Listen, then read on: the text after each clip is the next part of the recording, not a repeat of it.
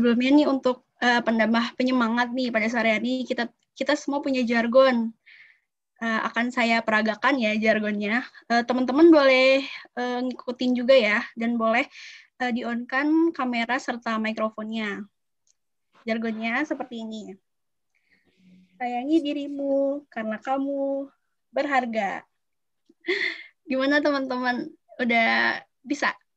Boleh ya? Ikutin ya? Peragain ya? Boleh, oke. Peragain ya.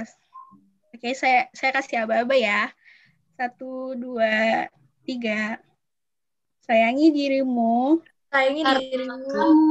Karena kamu berharga. Kamu Oke, terima kasih teman-teman atas antusiasnya. Boleh mikrofonnya di-off-kan kembali dan kameranya di-on-kan. Oke, saya mau mengingatkan kalau nanti akan banyak door prize juga yang akan kita berikan kepada teman-teman. Serta teman-teman diharapkan mengecek kolom chat ya. Nanti Kak Dita akan mengirimkan link G-Form daftar hadir yang dimana sertifikat ini akan diberikan kepada teman-teman yang mengisi link tersebut. Oke, acara selanjutnya marilah kita dengarkan sambutan dan pemaparan dari ketua pelaksana kami yaitu Kak Desi. Kepada Kak Desi kami persilahkan. Terima kasih Adel. Ya, selamat sore teman-teman semua.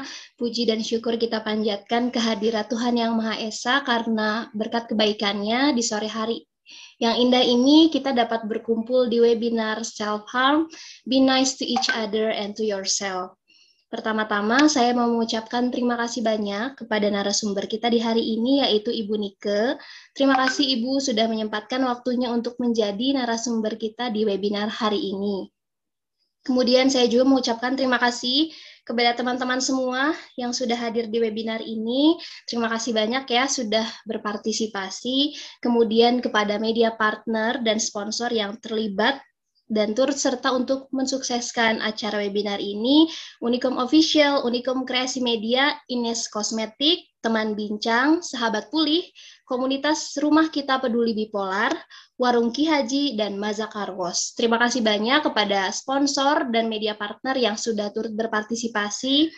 Harapannya adalah semoga webinar yang kita lakukan di sore hari ini dapat memberikan kita manfaat yang baik, dapat membuat kita menjadi pribadi yang lebih menyayangi diri kita lebih lagi daripada sebelumnya.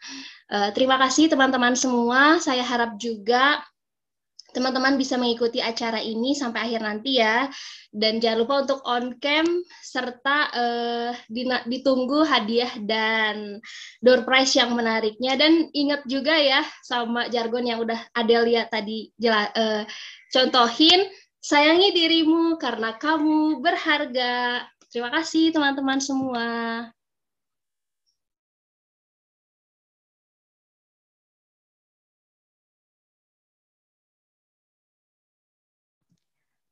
Baik, terima kasih kepada Kak Desi yang telah menyampaikan sambutannya.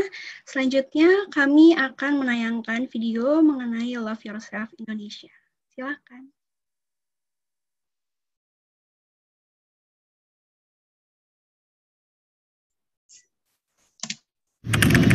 Sudahkah kamu mencintai dirimu sendiri? Mencintai diri sendiri memang tak semudah yang kita pikirkan. Mencintai diri sendiri harusnya bukan hal yang luar biasa, tapi banyak di antara kita yang masih belum bisa mencintai diri sendiri.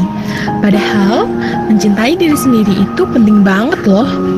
Banyak nih yang masih menganggap bahwa dirinya adalah manusia yang paling tidak beruntung di dunia ini. Bahkan sering merasa overthinking, insecure, karena suka membandingkan diri dengan orang lain. Ini salah satu tanda kamu belum mencintai diri sendiri. Nah, Love Yourself hadir sebagai wadah bagi kamu yang mulai kehilangan jati diri kamu. Love Yourself merupakan forum independen yang beranggotakan pemuda dan pemudi dari berbagai latar belakang. Komunitas ini dibentuk untuk menjadi ruang bertumbuh dan sinergi bersama.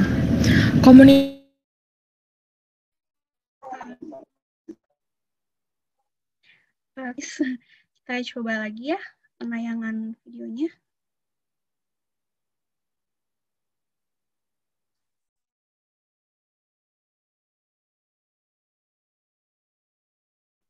Di penampilan videonya tidak muncul juga ya sama pada teman-teman.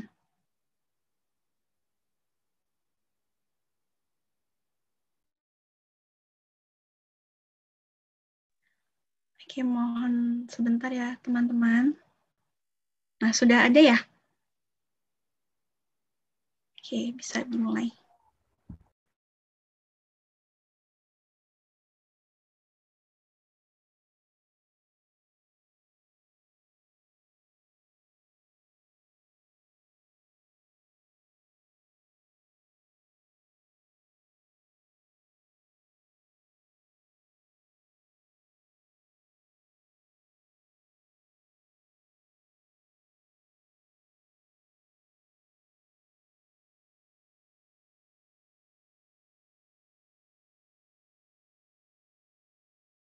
Oke, baik. Sepertinya, maaf ya teman-teman sebelumnya, di sini saya akan, ya tidak ada suaranya. Di sini saya akan sedikit memaparkan mengenai Love Yourself Indonesia.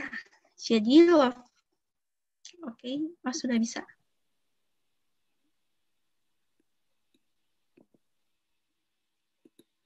Mencintai dirimu. Sudahkah kamu mencintai dirimu sendiri? Mencintai diri sendiri memang tak semudah yang kita pikirkan. Mencintai diri sendiri harusnya bukan hal yang luar biasa, tapi banyak di antara kita yang masih belum bisa mencintai diri sendiri. Padahal, mencintai diri sendiri itu penting banget loh. Banyak nih yang masih menganggap bahwa dirinya adalah manusia yang paling tidak beruntung di dunia ini. Bahkan, sering merasa overthinking, insecure, karena suka membandingkan diri dengan orang lain. Ini salah satu tanda kamu belum mencintai diri sendiri.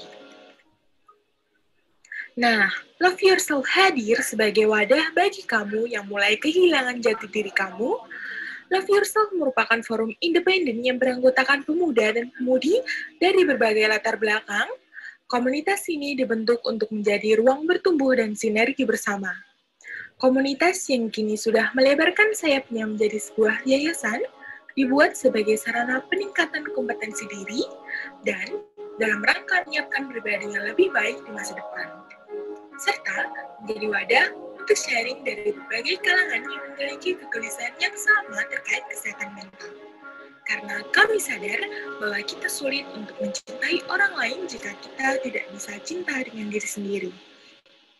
Tujuan berdirinya Love Yourself untuk mengedukasi orang-orang untuk memiliki kesadaran mengenai pentingnya kesehatan mental.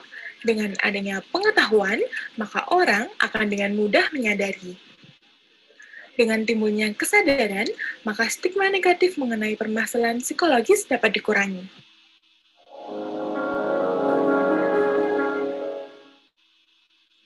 Nah, kurang lebih penjelasan singkat tentang Love Yourself. So, cintailah dirimu sendiri sebagaimana kamu mensyukuri apa yang telah diberikan oleh Tuhan Yang Maha Esa. I love myself. Oke, jadi di sini saya mau memaparkan sedikit mengenai Love Yourself Indonesia. Love Yourself Indonesia sekarang menjadi Yayasan Cintai Diri Sendiri merupakan Cintai Diri Indonesia merupakan forum independen yang beranggotakan pemuda dan pemudi dari berbagai latar belakang yang berfokus kepada kesehatan mental. Berdiri di Kota Bandung, komunitas Love Yourself Indonesia dibentuk menjadi ruang bertumbuh bersama. Baik, selanjutnya marilah kita mendengar pemaparan dari perwakilan dari Ines Kosmetik kepada Ibu Erma. Dipersilahkan. Ya, baik Kak. Sudah dengarkah suara saya? Sudah Ibu, silakan. Terima kasih. Assalamualaikum warahmatullahi wabarakatuh.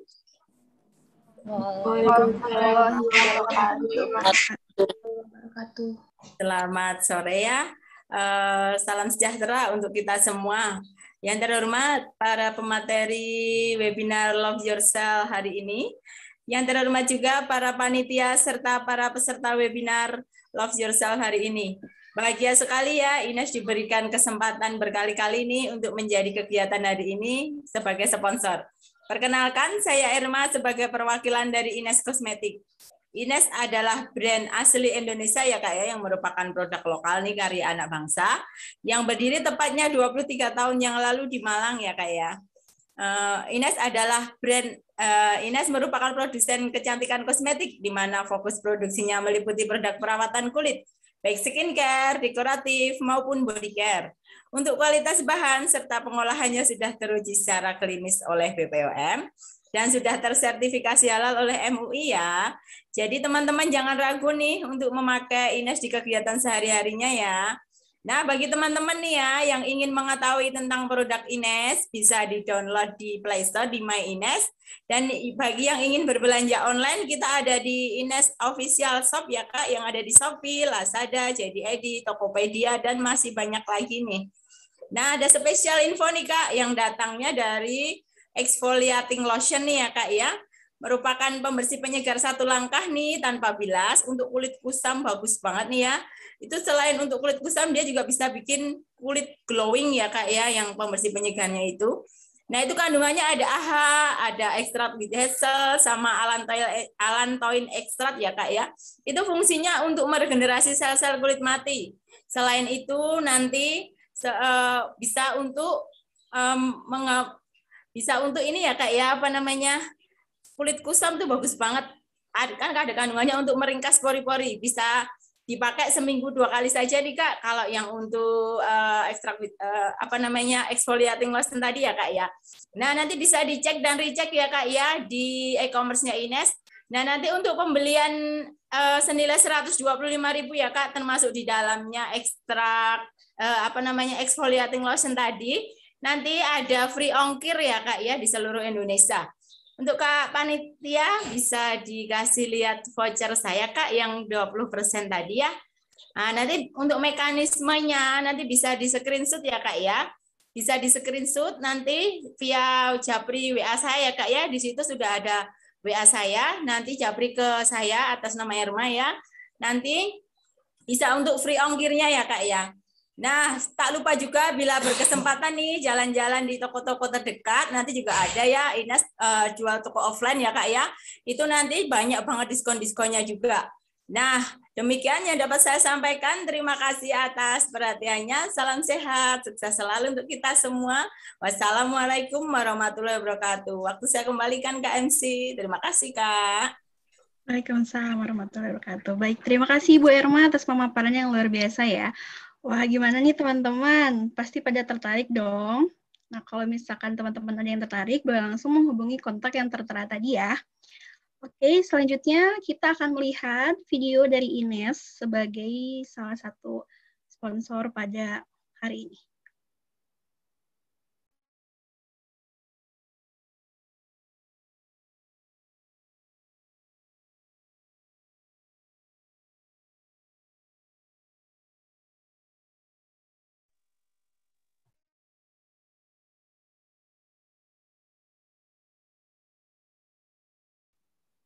Sebelumnya mohon maaf terjadi kesalahan teknis pada videonya. Desi jangan di-mute.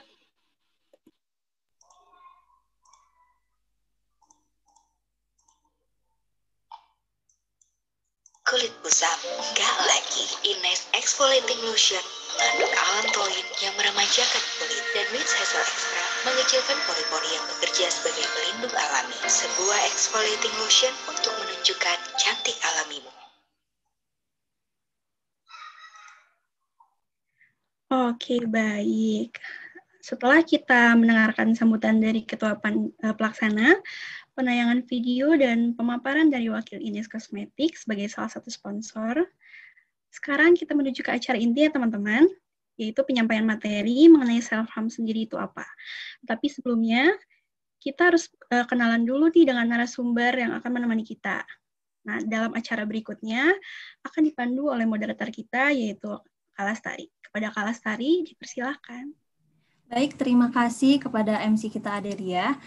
Baik, sebelumnya perkenalkan nama saya Lestari Nurahayu sebagai moderator yang akan memandu berlangsungnya acara kita pada sore hari ini. Di sini saya akan membacakan sekilas CV dari pemateri kita yaitu Ibu Yunike Setiawati MPSI Psikolog Klinis. Beliau adalah psikolog klinis yang mendalami masalah somatisasi gangguan psikologis yang termanifestasikan dalam penyakit fisik psikosomatis. Hal ini juga mencangkup pendampingan psikologis untuk pasien penyakit kronis dan family caregiver-nya, baik untuk pasien anak maupun dewasa.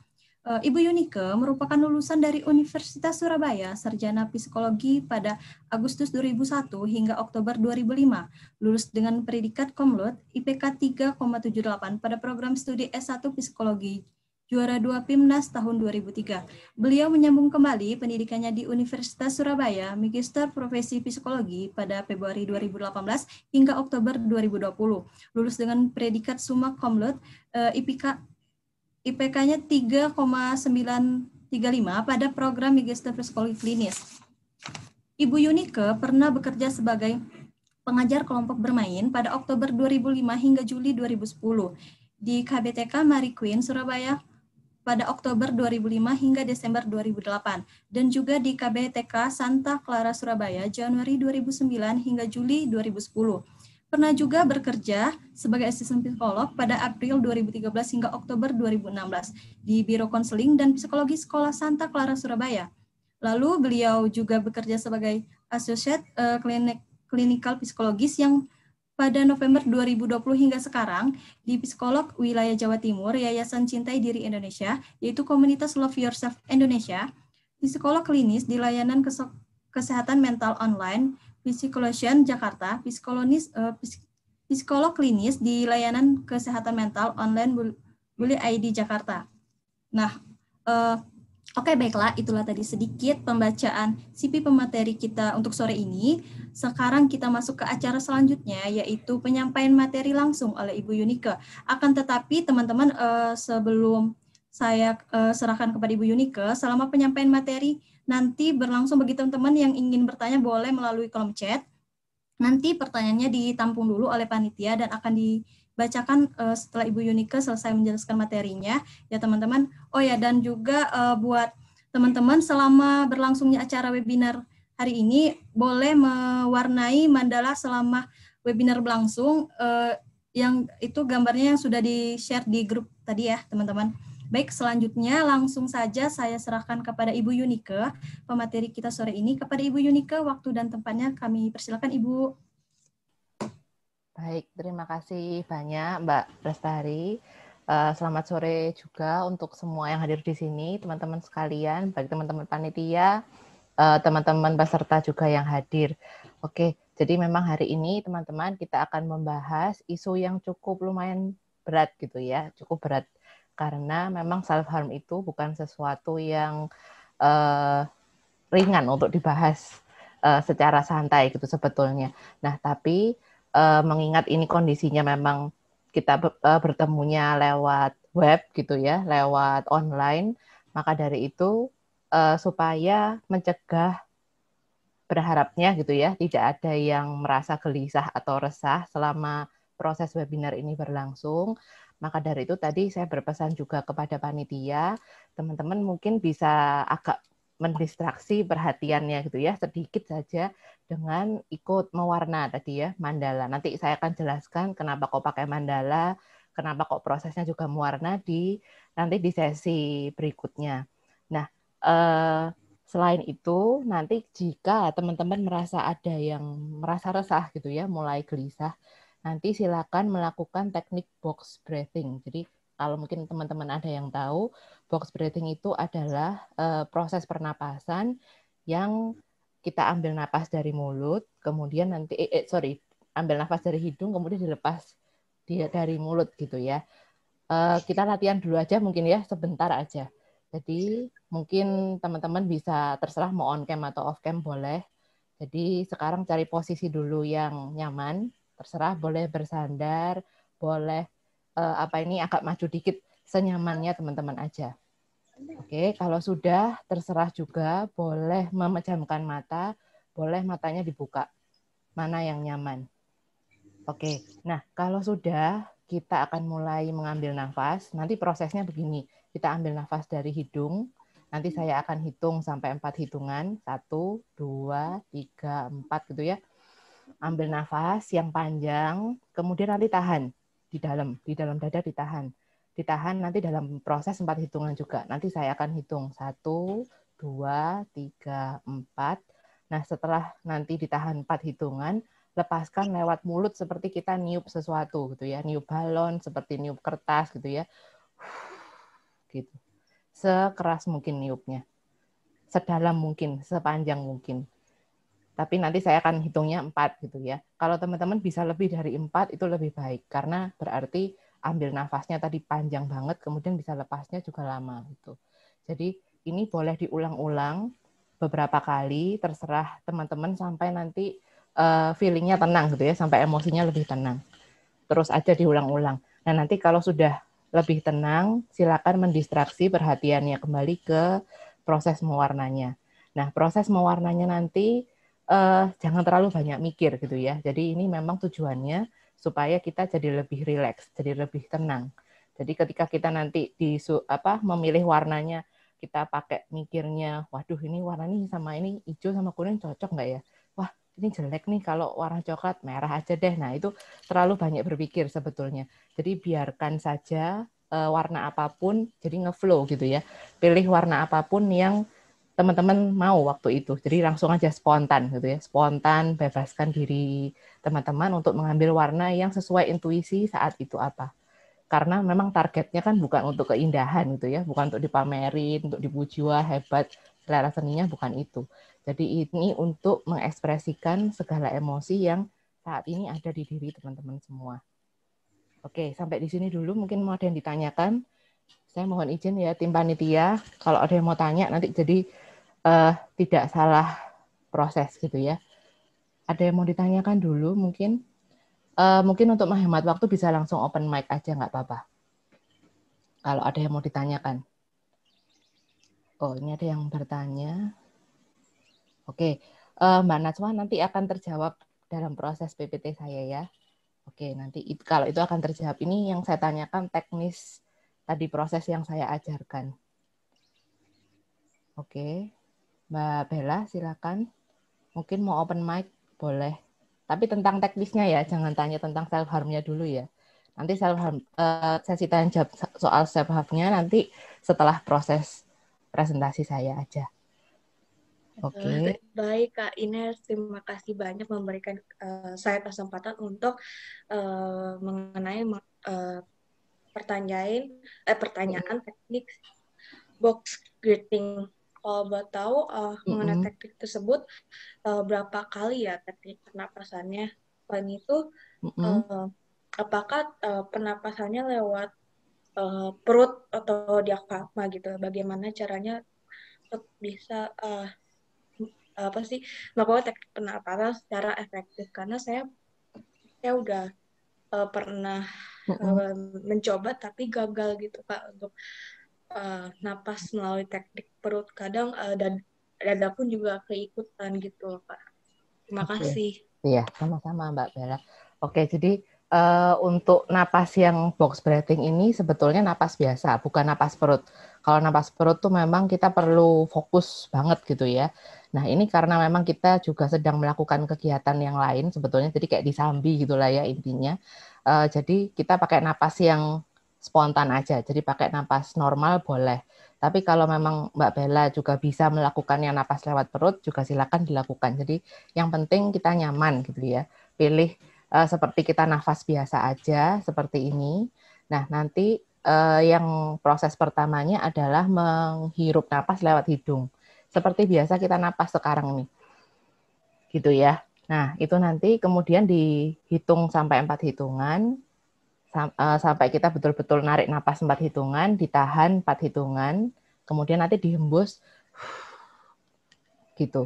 Jadi prosesnya natural aja Mbak Bella. Nanti kalau kita terlalu banyak berpikir untuk proses ini, nanti bukannya kita malah tenang, tapi jadi malah makin aroused gitu, makin terpicu nanti malahan gitu.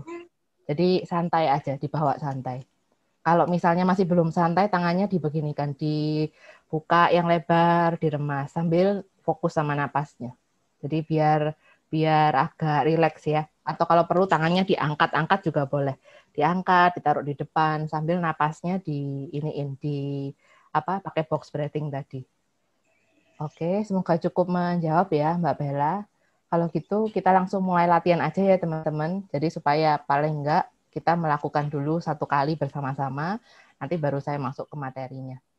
Oke, jadi silakan mengambil posisi duduk yang nyaman, boleh bersandar, boleh tidak, boleh tutup mata, boleh tidak, senyamannya. Napasnya juga yang senyaman kita seperti biasa, hanya saja nanti menarik napasnya lewat hidung, ditahan sebentar, sampai 4 hitungan, kemudian dilepasnya juga 4 hitungan, nanti kita kembali ke kondisi normal seperti saat ini. Kita ngomong ini ya, kita mendengarkan webinar ini. Oke, baik. Kalau sudah saya mulai ya. Oke. Sekarang mulai tarik nafas dari hidung. Saya akan hitung mulai hitungan pertama. Oke. Siap. Ya, mulai. 1, 2, 3, 4. Hirup napasnya. 1, 2, 3, 4. Oke. Hembuskan. 1, 2, 3, 4. Oke, kembali ke normal. Ya, nanti seperti itu diulang ya teman-teman. Nanti sebetulnya box breathing ini juga akan saya bahas di PPT. Nanti akan ada gambarnya, jadi mungkin lebih jelas lagi. Tapi intinya nanti ketika Anda mulai gelisah atau cemas, silakan menarik napas yang panjang, ditahan, kemudian dihembuskan lewat mulut. Oke, baik, saya akan segera mulai. Saya mohon segera di share screen, tim panitia. Ya, baik. Terima kasih, Mbak Desi. Oke, jadi teman-teman, memang hari ini kita akan membahas tentang self-harm. Jadi selain kita harus baik gitu ya sama orang lain, seperti yang kita biasanya diajarkan di sekolah, kemudian memang norma-norma mengajarkan kita seperti itu, kita juga harus baik pada diri sendiri. Nah, ini yang mungkin kita sering kelupaan gitu ya. Kalau kita bisa baik ke orang lain, kita juga sebetulnya bisa baik ke diri sendiri gitu. Oke, silakan ke slide berikutnya, Mbak Desi. Ya, jadi sebetulnya self harm itu apa sih gitu ya? Nah, self harm itu adalah perilaku yang dengan sengaja biasanya dilakukan untuk melukai diri sendiri. Nah, perilaku self harm ini memang bisa disertai ataupun tidak disertai dengan pikiran atau niat bunuh diri gitu ya. Jadi tidak harus kalau self harm itu nanti pada akhirnya ingin bunuh diri sebetulnya. Nah, secara medis atau dalam dunia kesehatan mental, memang istilah self harm ini banyak sekali gitu ya istilahnya. Namun istilah yang akhir-akhir ini sering kali dipakai untuk merumuskan perilaku self harm itu namanya adalah non-suicidal self-injury. Jadi ini yang nanti akan banyak saya bahas gitu ya, yang NSSI ini. Nah sebetulnya NSSI ini bukan diagnosis klinis teman-teman. Jadi ini sebetulnya lebih ke perilaku yang beresiko gitu. Nah di dalam dunia kami pun ini sebetulnya masih banyak dilakukan penelitian. Dan di dalam DSM memang ada dibahas, tapi juga masih sangat terbuka untuk adanya perubahan atau mungkin ada pengembangan lebih lanjut. Jadi yang dipastikan bahwa ini belum menjadi diagnosis klinis yang formal gitu ya intinya. Nah, NSSI ini kenapa kok berbahaya? Karena selain itu memang membahayakan fisik kita sendiri, yang nomor 1. Nomor 2, ini berbahaya juga untuk mental kita. Karena NSSI ini atau perilaku self harm ini bisa menjadi semacam candu gitu ya. Jadi akhirnya bisa berulang dan seperti jadi siklus gitu ya. Dan akhirnya membuat kita kecanduan. Kalau nggak melakukan tuh rasanya nggak enak gitu. Nah ini yang membuat membahayakan kondisi kesehatan mental kita. Nah sebetulnya NSSI ini adalah salah satu cara yang maladaptif untuk coping. Jadi sebetulnya self harm ini salah satu coping sebetulnya ya, salah satu cara untuk kita itu mengelola perasaan yang intens banget, yang menyakitkan, supaya kita bisa, kadang kalau kita tuh terlalu intens perasaannya, terlalu negatif, terlalu kuat gitu ya, itu kita bisa mati rasa gitu ya, kayak nambing gitu rasanya. Nah, itu yang akhirnya untuk para teman-teman kita yang mungkin melakukan self harm itu, cara untuk merasakan kembali dia lepas dari rasa kebal itu tadi adalah dengan melakukan self harm. Jadi sebetulnya memang self harm itu salah satu bentuk coping. Sama seperti kalau kita tahu ada emotional coping itu caranya misalnya kita bisa nangis, kita bisa cari bantuan dengan cara support ikut support group gitu ya, atau kita bisa curhat gitu sama teman. Nah, sama sebetulnya perilaku self harm itu adalah salah satu bentuk coping seperti itu. Nah, biasanya memang pemicunya adalah adanya memori. Jadi selain emosi yang menyakitkan tadi ya, itu juga ada misalnya memori tentang peristiwa yang menyakitkan, atau adanya pikiran-pikiran yang juga sangat mengganggu, yang akhirnya menjadi trigger atau pemicu dari perilaku ini. Oke, minta tolong langsung ke slide berikutnya. Baik. Nah, ini adalah pemicu atau penyebab kenapa seseorang itu bisa melakukan self harm gitu ya. Kan sebetulnya self harm itu sesuatu yang menyakitkan. Nah, kenapa kok si individu ini memilih untuk melakukan sesuatu yang menyakitkan gitu ya. Nah, yang pertama tadi seperti yang saya sampaikan itu adalah salah satu jenis caranya untuk melakukan coping gitu ya, untuk mengatasi gitu ya emosi-emosi negatif yang ada di dalam dirinya. Nah, sebetulnya memang copingnya kurang efektif dan cenderung berpotensi untuk jadi coping yang nggak sehat gitu ya sebetulnya.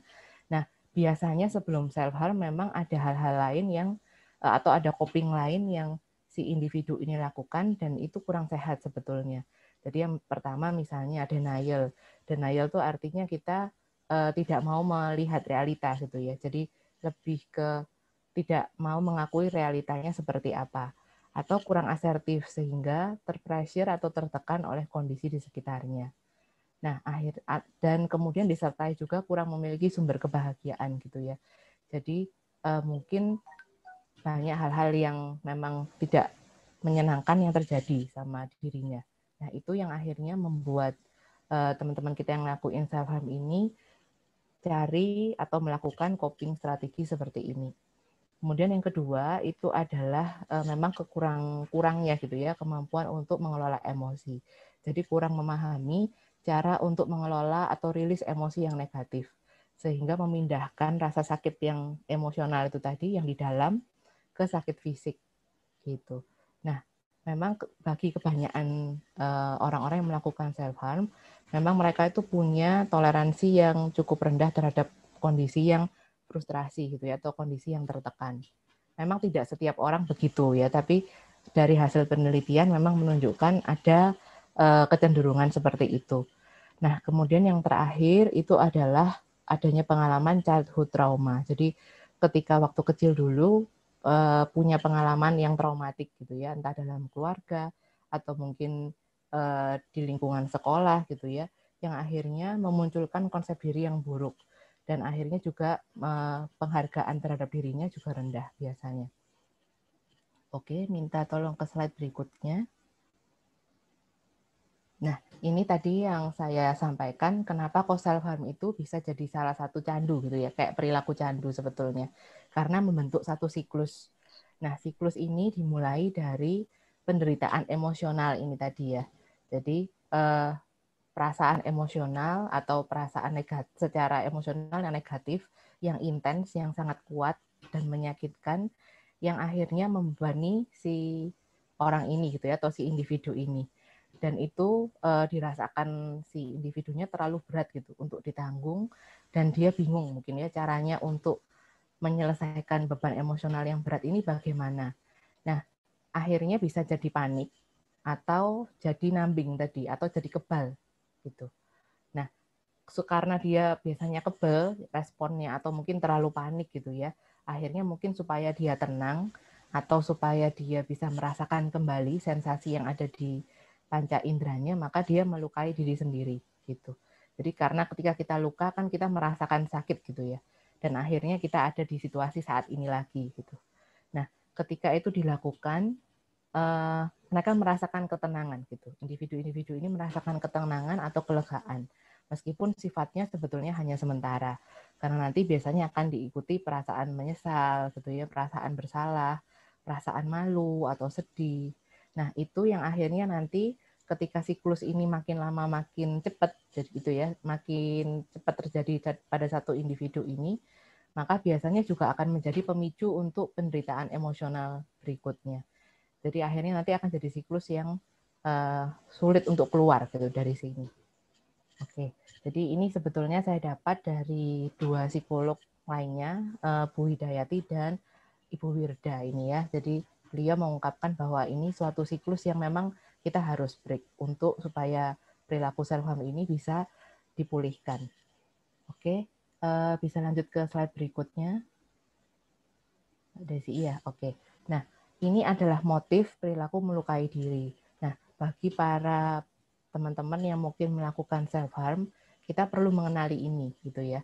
Jadi kita melakukan self harm itu pasti ada motifnya atau ada tujuannya sebetulnya.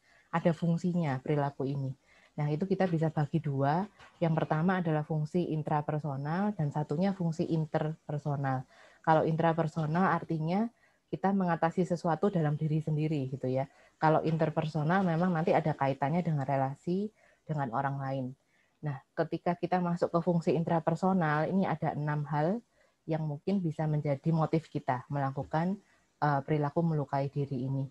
Jadi yang pertama, untuk mengatasi emosi negatif itu tadi ya, seperti coping strategi itu, untuk meredakan ketegangan yang terjadi di dalam dirinya. Kemudian yang kedua, bisa juga untuk mengalihkan perhatian dari pikiran atau mungkin ada memori-memori yang mungkin muncul yang itu sebetulnya sangat mengganggu individu ini gitu ya. Kemudian yang ketiga bisa juga untuk menghukum diri sendiri.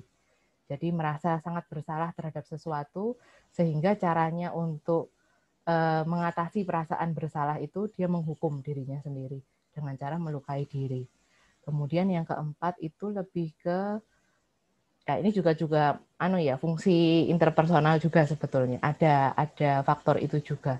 Jadi kadang dalam satu kelompok pertemanan mungkin saja ada teman yang melakukan self harm juga gitu. Pada awalnya seperti itu. Dan kita merasa ingin solidaritas gitu ya sama si teman ini, ingin merasakan penanggungan ingin merasa sepenanggungan gitu sama si teman kita. Jadi akhirnya kita ikut melakukan self harm. Itu juga bisa jadi salah satu motif kita. Kemudian yang berikutnya, kita mencari validasi diri atau mencari dukungan gitu ya, validasi dari diri sendiri, aku nih kuat atau berani nggak sih gitu. Jadi seperti nantangin diri sendiri gitu, kuat atau enggak, berani atau enggak gitu. Tapi dengan cara melakukan self harm. Kemudian yang keenam, itu lebih ke mengatasi pengalaman terasing dari lingkungan. Jadi misalnya kita tidak punya teman, itu kan juga sedih gitu ya, kesepian. Nah, itu biasanya juga jadi salah satu motif seseorang melakukan perilaku melukai diri. Karena ketika kita sendiri, kesepian, itu juga menimbulkan perasaan atau emosi yang menyakitkan. Kemudian yang ke fungsi interpersonal, itu lebih juga mengkomunikasikan sakit emosional yang dirasakan si individu ini pada orang di sekitarnya. Jadi dia ingin membuktikan bahwa memang emosi yang saya rasakan ini, emosi negatif ini itu sangat intens. Jadi sama dia dibuktikan dengan cara melukai dirinya. Ditunjukkan nih loh, lukaku di hatiku tuh sebesar luka fisikku ini. Gitu. Nah, itu juga bisa menjadi salah satu motif. Kemudian menyesuaikan diri dengan lingkungan tadi termasuk yang solidaritas itu tadi ya. Jadi mungkin aja ikut dengan salah satu temannya gitu, atau mungkin temannya ini bisa mempengaruhi pola pikirnya dia dan akhirnya ikut gitu sama pola pikir temannya. Kemudian yang ketiga itu mendapat perhatian dari orang lain.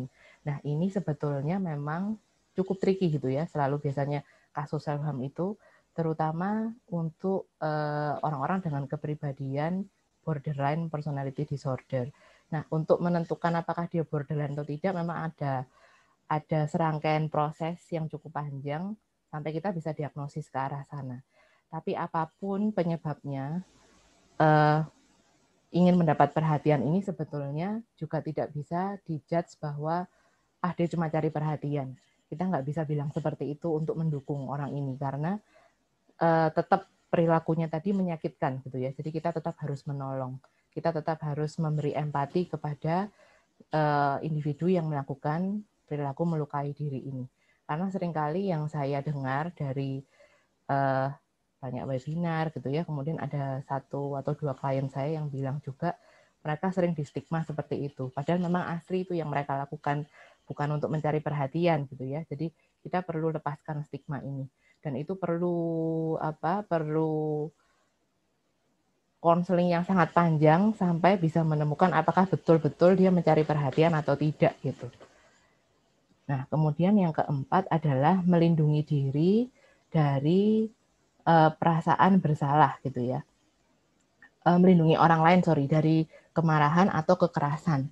Jadi ketika kita marah kemudian ingin menyakiti orang lain dan dia nggak mau nyakitin orang itu, akhirnya dia menyakiti dirinya sendiri sebagai ekspresi rasa kemarahan yang dipendam untuk dirinya sendiri gitu ya, bukan dipendam di dalam tapi diekspresikan dengan melukai diri sendiri itu tadi. Gitu. Nah, untuk fungsi-fungsi ini memang kalau bisa harus segera dikenali kira-kira yang mana supaya nanti ketika kita datang ke psikolog gitu ya atau ke psikiater itu bisa dibantu cara untuk mengalihkan atau mendistraksi pikiran-pikiran yang jadi trigger itu tadi. Kalau itu tepat motifnya maka biasanya akan lebih mudah untuk didistraksi atau lebih mudah untuk dialihkan dorongan-dorongan untuk melakukan perilaku melukai diri. Oke, bisa next slide. Iya, oke. Nah, ini untuk teman-teman yang punya teman atau saudara yang melakukan self-harm gitu ya. Jadi kita bisa juga memberikan dukungan kepada teman-teman kita yang ngelakuin self-harm. Jadi ada 3 cara utama yang kita bisa lakukan. Yang pertama, kita perlu mendengarkan tanpa menghakimi. Jadi ketika mungkin ada teman kita yang mengakui gitu ya, kalau saya melakukan perilaku ini gitu. Nah, itu kita perlu bersikap tenang. Jangan panik gitu ya. Jangan tuh, loh kok bisa? Loh mulai kapan gitu. Jadi kita harus tetap tenang. Tenang, nggak apa-apa kita boleh tanya kalau memang teman kita ini mau terbuka sama kita gitu ya. Jangan dipaksa. Jadi kita tunggu teman kita ini untuk terbuka, mau bercerita sendiri gitu. Nah, ceritanya kita tanggapi dengan tenang, kemudian dengan kepedulian, kemudian kita juga perlu mendengarkan secara aktif. Kalau misalnya ingin bertanya ya silakan. Kalau ingin kita berikan dukungan ya silakan diberi dukungan gitu ya. Jadi aktif itu artinya betul-betul mendengarkan, bukan mendengarkan sambil lalu gitu ya. Jadi betul-betul kita hadir saat itu baik pikiran kita, hati kita untuk teman yang sedang curhat ini tadi. Dan kita juga perlu mengekspresikan empati. Jadi jangan di judgement yang gitu aja loh, kenapa sih kok gitu? Kamu sudah melakukan hal yang berbahaya seperti ini. Nah, itu judgement namanya, penilaian. Dan itu bisa membuat orang yang curhat sama kita langsung terdiam dan mungkin tidak akan terbuka lagi pada kita. Gitu. Kemudian yang kedua, itu adalah mengidentifikasi risiko bahaya perilaku melukai diri. Jadi ketika mungkin kita tahu teman kita ini melakukan perilaku ini, kita juga mungkin bisa bertanya gitu ya, kalau si individunya ini terbuka, kita perlu tanyakan kira-kira bagian tubuh mana yang terluka, dan misalnya memang butuh penanganan, butuh obat, atau mungkin butuh diperban gitu ya, atau mungkin bahkan kalau sudah agak butuh pertolongan yang lebih lanjut gitu, kita bisa bawa ke dokter. Dan kemudian jika ada benda-benda yang kita lihat memang potensial untuk berbahaya bagi si teman kita ini, kita bisa jauhkan gitu ya, kita bisa sembunyikan dari pandangan untuk saat itu supaya tidak terpicu lagi. Kemudian yang ketiga, kita bisa berikan rasa aman dan nyaman serta informasi yang bisa membantu teman kita ini. Jadi kita perlu meyakinkan bahwa pemulihan itu bisa dilakukan. Jadi bukannya ketika sudah melakukan pasti seperti itu terus, itu tidak begitu. Karena pemulihan tetap bisa dilakukan dan kita bisa menganjurkan untuk menganjurkan teman kita ini atau menyemangati teman kita untuk dapat bantuan profesional yang tepat. Jadi bisa ke psikolog, bisa ke psikiater gitu ya.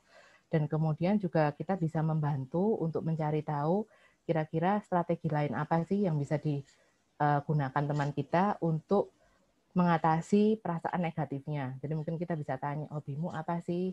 Atau kamu sukanya apa? Nanti kalau kamu misalnya lagi ingin atau terdorong melakukan self harm ini bisa telepon saya, nanti kita ngobrol.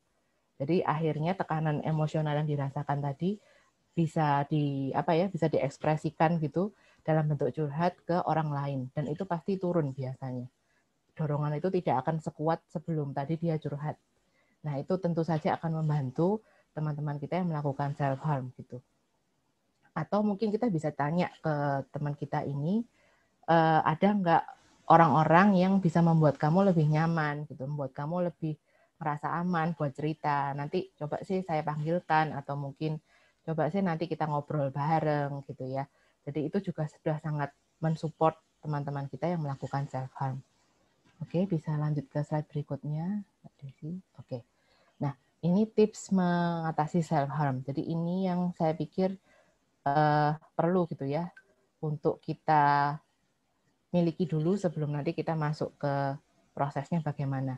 Jadi yang pertama, kita harus mencintai diri kita, karena kita itu berharga. Kita itu sama berharganya sama kayak orang lain. Meskipun mungkin kita punya masa lalu yang kelam gitu ya, punya banyak pengalaman yang tidak menyenangkan, tapi bagaimanapun kita diciptakan tuh sama seperti orang lain, punya hak-hak yang sama, punya hak untuk diperlakukan dengan hormat, punya hak untuk dicintai, punya hak untuk didengarkan, untuk dilihat, begitu. Jadi kita tetap harus mencintai diri sendiri. Kalaupun orang lain belum bisa mencintai kita, kita bisa jadi orang pertama yang mencintai diri sendiri, gitu. Nanti ketika kita sudah mulai bisa mencintai diri sendiri, nanti rasa atau emosi positif yang kita berikan pada diri sendiri itu nanti juga akan terradiasi keluar. Dan akhirnya orang-orang di sekitar kita yang memang betul-betul mencintai kita dan mensupport kita juga akan memberikan cinta itu kepada kita. Gitu. Jadi mari jadi orang pertama yang mencintai diri sendiri. Kemudian yang kedua, cari tahu nilai diri kita apa. Coba cari kelebihan Anda apa. Karena tidak mungkin ada orang yang nggak punya kelebihan gitu ya. Pasti ada kelebihannya. Kalaupun Anda belum menemukan, coba diskusi sama orang lain.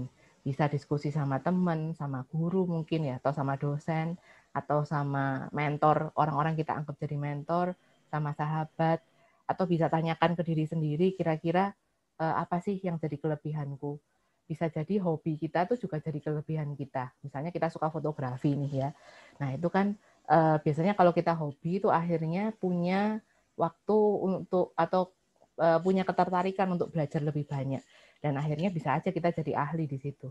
Nah itu juga kelebihan. Maka dari itu yang tips ketiga itu adalah cari tahu hobi kita apa. Cari tahu aktivitas yang membuat kita senang dan kita mau belajar lebih banyak di bidang itu apa gitu ya. Itu nanti akan sangat membantu kita untuk mencari tahu atau membangun nilai diri yang lebih positif. Gitu. Oke, silakan lanjut ke slide berikutnya. Nah, ini adalah self-help atau bantu diri yang bisa dilakukan oleh teman-teman yang mungkin pernah atau memang saat ini masih melakukan self-harm. Jadi yang pertama itu adalah distraksi. Nah, ini yang tadi coba saya praktekkan di proses ini. Jadi kita bisa mengalihkan diri dari keinginan untuk melukai diri sendiri. Jadi bentuk distraksi yang bisa dilakukan itu adalah melakukan aktivitas fisik misalnya untuk meredakan kemarahan atau ketenangan gitu ya. Untuk mendapat ketenangan maksudnya ya. Jadi misalnya ketika kita lagi marah atau lagi merasakan emosi yang intens, itu kita bisa melakukan sesuatu yang bisa untuk mengekspresikan itu. Misalnya lari-lari atau teriak atau mungkin meninju sesuatu, tapi meninju sesuatu yang empuk gitu ya, entah itu ninju bantal atau ninju kasur gitu. Jadi kita juga perlu mewaspadai kemungkinan-kemungkinan ketika kita mengekspresikan sesuatu itu yang melindungi diri sendiri juga gitu. Nah, mungkin kalau misalnya sulit di handle sendirian, kita bisa minta tolong orang lain yang mungkin ada di sekitar kita untuk menemani kita saat itu. Nah, ketika kita lagi baik-baik saja, lagi oke kondisinya, kita bisa buat daftar aktivitas apa yang dapat dijadikan sarana untuk menenangkan diri kita gitu ya. Jadi ketika setiap saat atau waktu keadaan mendesak kita perlu banget untuk cari aktivitas, kita sudah punya daftar yang siap kita baca begitu. Karena biasanya ketika kita lagi kewalahan gitu ya menghadapi dorongan seperti ini, memang switch di otak untuk berpikir jernih itu mati biasanya, off. Itu kondisi alami. Siapapun akan begitu. Jadi supaya ketika kita mengalami kondisi yang off itu tadi, kemampuan berpikirnya lagi off, kemampuan berpikir yang jernih itu tadi, kita punya tools lain, punya alat lain yang bisa membantu kita supaya kita bisa ngeh lagi, oh ya lihat catatan itu tadi. Gitu. Kemudian yang kedua, pahami pola perilaku melukai diri. Nah, ini tadi yang ditanyakan oleh Mbak Bella gitu ya. Gimana caranya supaya kita bisa mengatasi dorongan ini gitu. Nah, kita perlu mengenali kira-kira triggernya apa atau pemicunya apa kita melakukan dorongan untuk melakukan perilaku melukai diri ini gitu ya. Karena tiap orang pasti triggernya akan beda. Coba kita amati polanya. Kemudian kalau perlu cari tahu motif kita apa sebetulnya. Nah, memang kadang untuk memahami motif ini kita perlu berdiskusi gitu ya supaya kita punya cermin. Nah, berdiskusi ini tadi bisa dengan sahabat gitu ya, mungkin dengan mungkin kalau kita juga tipe yang di keluarga yang terbuka, kita bisa cerita sama keluarga gitu. Tidak harus orang tua, tapi mungkin saudara atau sepupu yang kita percaya. Jadi intinya orang-orang kita percaya kita bisa ajak diskusi. Atau kalau misalnya memang masih tidak sreg, bisa menghubungi profesional untuk kita dapat cermin gitu. Sebetulnya motifnya untuk melakukan perilaku ini tuh apa sih sebetulnya. Nah, kemudian ketika terjadi trigger ini tadi, kira-kira sensasi tubuhnya kita tuh bagaimana? Supaya kita mendapat sinyal gitu ya. Wah, ini mulai tanda-tanda ini gitu ya. Jadi kita perlu mempelajari itu semua. Jadi kita lebih aware gitu pada dorongan-dorongan ini ketika muncul. Nah, ketika kita lebih aware, biasanya kita akan berjarak sama dorongan-dorongan ini karena kita menyadari ya. Begitu menyadari, kita bisa nanti kalau sudah biasa memakai distraksi, maka akan ada jarak antara dorongan itu muncul sampai akhirnya kita memutuskan untuk melakukan perilaku yang mana gitu. Maka dari itu membangun kesadaran diri ini amat penting. Dan kemudian cari tahu cara yang tepat untuk mendistraksi atau mengalihkan pikiran dan dorongan itu tadi. Itu tadi kita harus trial and error memang. Kira-kira perilaku mana sih atau cara apa yang paling bisa untuk mendistraksi dorongan-dorongan kita melukai diri. Gitu. Kemudian yang terakhir, tadi yang termasuk yang terakhir ini ya, fungsi atau motif kita melakukan perilaku melukai diri. Oke, bisa lanjut ke slide berikutnya, Desi. Nah, ini saya juga masukkan di sini daftar aktivitas yang kita bisa lakukan untuk mendistraksi diri. Jadi bisa mandi air hangat, banyak sekali ya aktivitasnya. Termasuk tadi melakukan hobi, kemudian latihan mengelola napas itu juga termasuk, kemudian merendam tangan di air hangat, kemudian mengoles tangan dengan lotion itu bisa menenangkan. Termasuk yang tadi sedang Anda kerjakan saat ini, mewarna, itu juga bisa menenangkan syaraf kita, menenangkan tubuh kita. Kemudian kegiatan yang sifatnya seni lainnya juga bisa. Misalnya menari gitu ya, atau kemudian bermain musik, kita mendengarkan musik yang keras gitu misalnya untuk mengalihkan perhatian gitu ya, dengerin musik-musik yang mungkin cukup keras gitu supaya perhatian kita teralihkan ke sana. Itu juga bisa.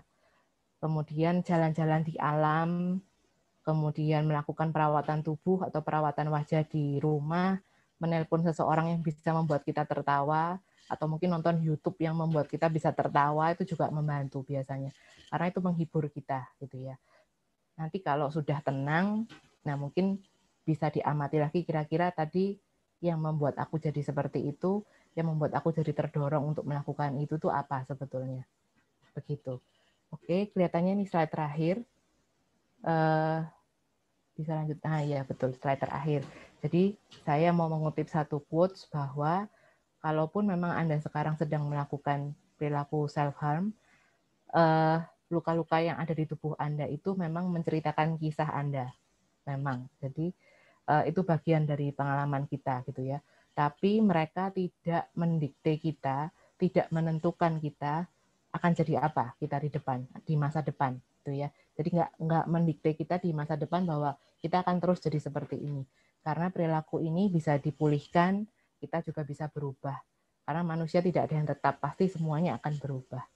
Begitu. Jadi tetap ada harapan untuk Anda semua di sini untuk mengubah apa yang sudah kita lakukan sekarang.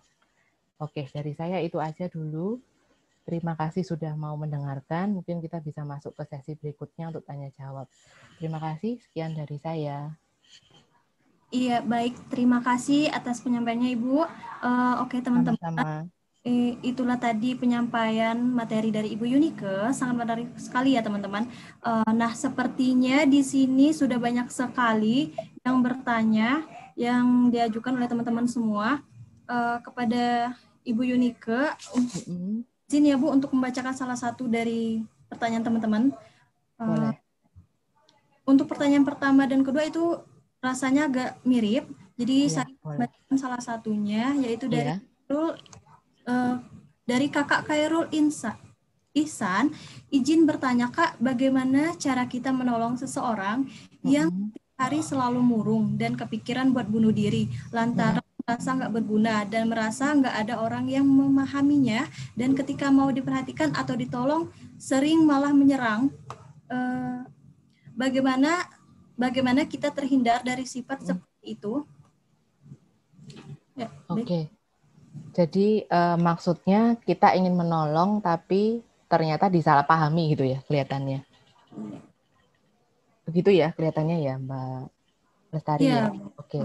Jadi kalau misalnya memang orang yang kita tolong ini masih belum percaya sama kita atau masih meragukan sebetulnya niat kita tuh mau nolong atau mau yang lain gitu ya. Itu memang kita tidak bisa paksa.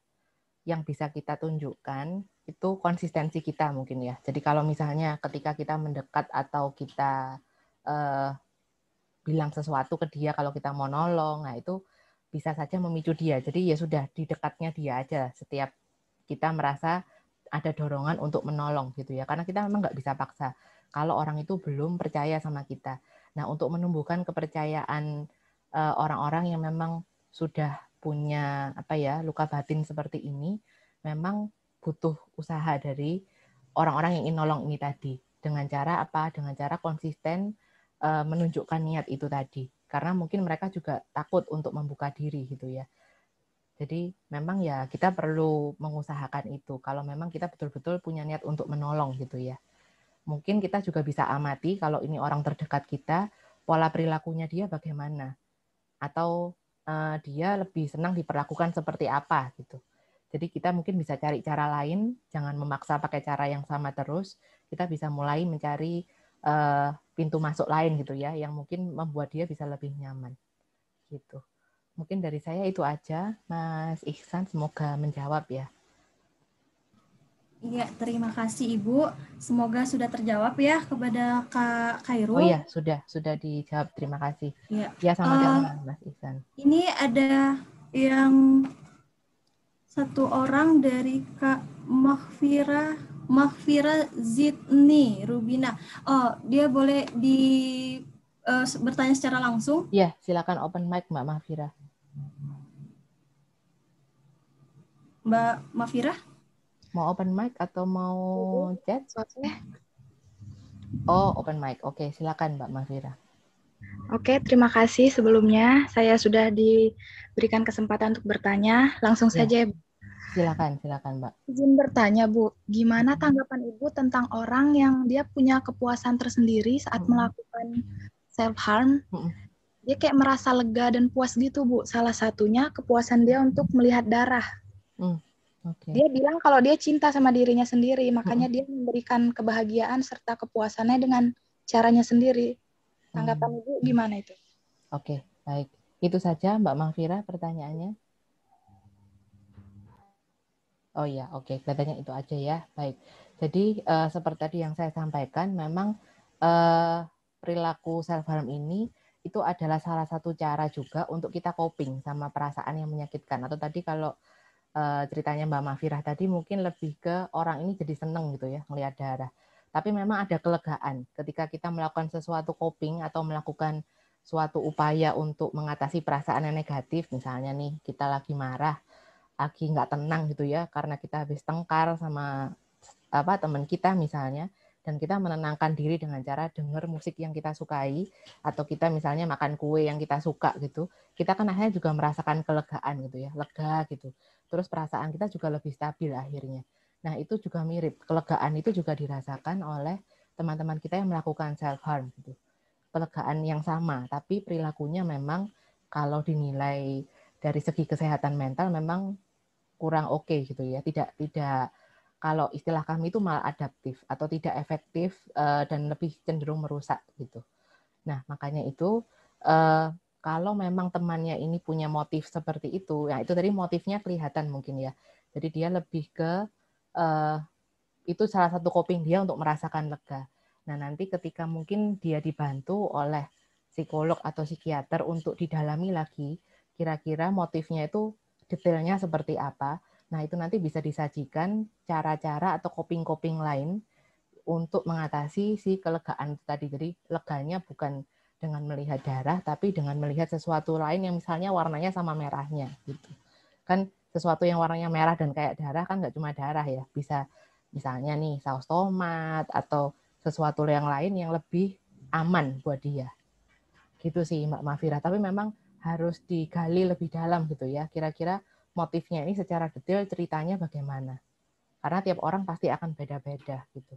Mungkin kalau ini temannya Mbak Mafira bisa didukung, didengarkan aja jadi teman curhatnya si teman kita yang self-harm ini, kemudian kita bisa menyemangati dia untuk dibantu oleh profesional gitu. Dari saya itu Mbak Mafira, semoga menjawab. Kalau misalnya belum, silakan open mic lagi atau chat lebih lanjut, monggo. Iya, baik. Mungkin satu pertanyaan lagi ya, Bu. Boleh. Ini ada dari Kak Rahmah Chai ya, gimana ya?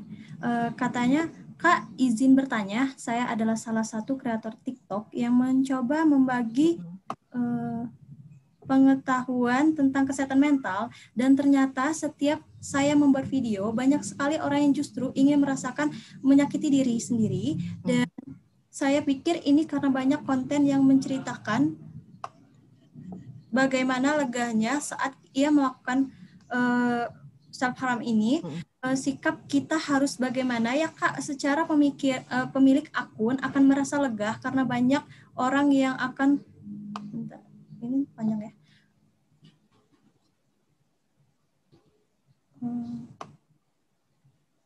Maaf, bentar. Oh. Iya, nggak apa-apa. Akan merasa lega karena banyak orang yang akan support dia di komen, tapi juga akan banyak orang yang trigger untuk melakukannya. Baik. Oke. Iya, jadi terpengaruh media sosial gitu ya, lewat TikTok terutama. Nah, ini mungkin lebih ke motif interpersonal tadi gitu ya. Jadi seperti semacam terinspirasi atau juga mungkin penasaran kok dia bilang lega, jadi coba gitu. Nah, ini yang memang saat ini jadi problem memang ya. Maksudnya mungkin awalnya si TikTokersnya ini pingin ya tadi itu membangun kesadaran, tapi bisa saja ditanggapi secara berbeda sama audiensnya gitu ya. Jadi malah terinspirasi, malah jadi banyak ikut-ikutan. Nah, kalau ditanya ke saya bagaimana, kalau sudah tahu memang efeknya seperti itu, ya sebaiknya kita hentikan. Kalau memang kita kenal sama si TikTokers ini, kita bisa ingatkan gitu bahwa konten Anda ini jadinya malah menginspirasi orang lain yang tadinya nggak self-harm jadi penasaran dan malah ikut self-harm gitu ya. Jadi kalau misalnya memang kenal ya udah diingetin aja nggak apa-apa. Nah, tapi supaya kita nggak terpengaruh, misalnya kita audiens dari si TikTokers ini, ya mungkin kita bisa membatasi konten-konten yang kita lihat gitu, supaya kita nggak ikut-ikutan untuk merasakan self-harm. Karena kita tadi sudah tahu ya dari webinar hari ini bahwa akibatnya memang bukan sesuatu yang positif gitu buat kita. Dan bahkan nanti ketika dipulihkan, memang perilaku ini perlu dihentikan. Begitu, karena dari hasil penelitian juga, perilaku self-harm ini meskipun memang kadang-kadang atau mungkin banyak seringnya gitu ya, tidak terkait dengan keinginan bunuh diri, tapi bisa berpotensi untuk memicu ke sana. Gitu. Makanya kalau memang si pelakunya ingin memulihkan diri, harus segera dipulihkan. Gitu. Harus segera diproses ya perilaku ini. Gitu sih dari saya. Mbak Lestari, semoga menjawab pertanyaannya tadi. Iya Ibu, baik, terima kasih Ibu Yunike. Semoga pertanyaan sudah terjawab semua ya. Baik, di sini banyak sekali ya teman-teman yang ingin bertanya, tapi mohon maaf sekali karena kita memiliki keterbatasan waktu, jadi pertanyaan tidak bisa dibacakan satu persatu, jadi mungkin dicukupkan sampai pertanyaan terakhir tadi. Baiklah, akan tetapi mohon untuk teman-teman semua jangan khawatir karena di sini kami menyiapkan bermacam hadiah dan door prize juga menarik untuk para peserta. Salah satunya yaitu voucher pre-counseling senilai 100.000 untuk 2 orang dari Love Yourself Indonesia. Jadi teman-teman semua standby terus ya dan jangan lupa untuk uncamp tentunya. Nah, sebelum kita lanjut ke acara inti pada sore hari ini yaitu trainingnya, aku lihat di sini kayaknya teman-teman pada ada yang nggak on cam ya, tapi nggak apa-apa lah. Untuk acara ini biar lebih semangat lagi dan kayaknya ada yang udah nggak terlalu semangat ya, tapi nggak apa-apa, biar semangat lagi nih ya. Mungkin karena udah sore kali ya, jadi biar pada semangat tuh gimana kalau kita manggil kembali MC kita yaitu Kak Adelia buat bergabung lagi dong Kak. Boleh Kak Adelia? Ya, terima kasih Kak Lestari. Saya ambil alih sebentar ya waktunya. Nah, jadi dilihat nih dari teman-teman kayak udah kurang semangat ya, kayak karena mungkin masih sore, udah sore juga ya. Nah, jadi di sini saya pengen ngasih kalian hadiah, tapi kalian harus mau menyebutkan dan memperagakan jargon kita yang sudah di awal tadi disampaikan ya. Gimana teman-teman? Mau ya? Oke, mungkin saya boleh dibantu sama Kak Lestari ya untuk memperagakan jargonnya. Oh iya Kak, boleh. Boleh ya. Oke, kita memperagakan satu kali teman-teman ya. Nanti setelah itu kita akan pilih salah satu dari di antara teman-teman yang akan mendapatkan door prize. Yang pokoknya yang mau memperagakan ya. Oke, saya Aba-aba Kak Lestari. 1, 2, 3. Sayangi dirimu sama kamu berharga. Oke. Baik teman-teman, gimana nih? Udah ada yang bisa? Ada yang mau coba?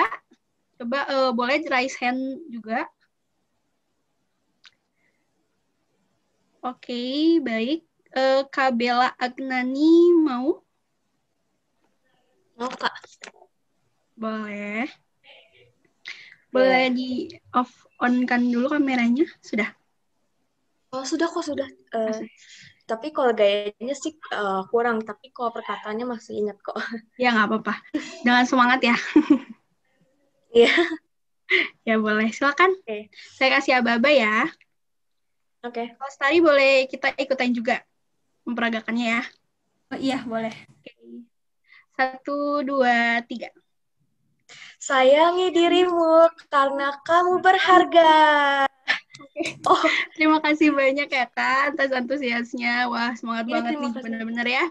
Terima kasih kembali Kak Adel. Ya, nanti untuk hadiahnya tim panitia akan kontak Kakak langsung ya. Adel, saya boleh ngasih info itu ada Rosalia sama Dila tadi yang udah boleh. Boleh. Silakan. Tapi sendiri aja ya. Silahkan Rosalia dan Dila. Rosalia dulu deh.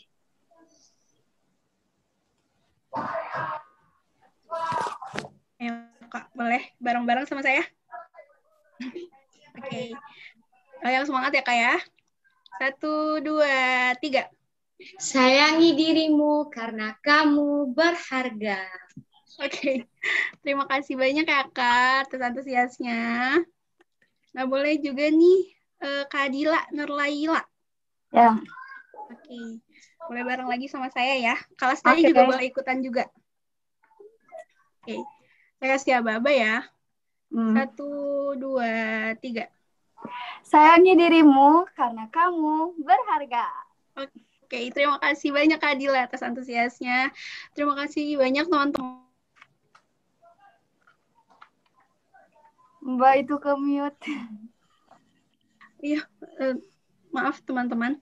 Oke, terima kasih teman-teman semuanya. Semoga bisa menambah semangat pada sore hari ini ya. Oke, selanjutnya akan dipandu kembali oleh moderator kita kepada Kak Lestari. Dipersilahkan. Oke, baiklah. Terima kasih kepada Kak Adelia. Gimana nih teman-teman? Udah pada semangat lagi kan? Tentunya semangat dong ya. Oke, oh ya, untuk para peserta boleh dipersiapkan dulu alat tulis warna dan kertas kosongnya. Terus tadi mungkin karena udah ada yang dari awal acara sudah menggambar mandala juga nggak apa-apa. Yang belum menggambar buat menggambar lagi sekarang juga nggak apa-apa ya. Saya kasih waktunya 1 menit untuk menyiapkan peralatannya ya.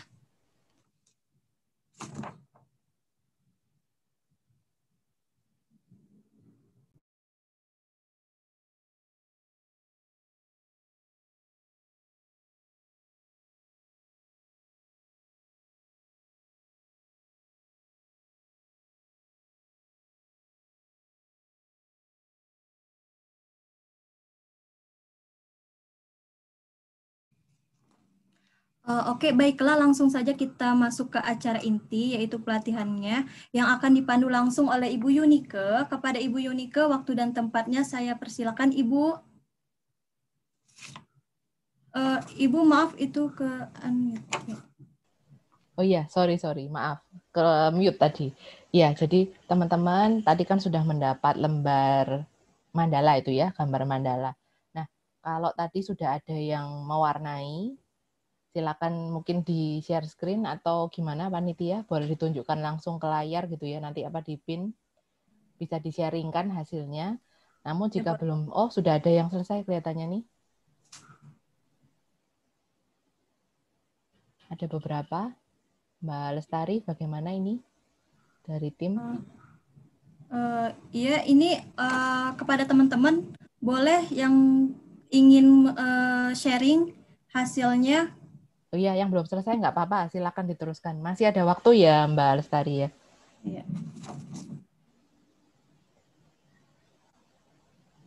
Yang sudah selesai boleh.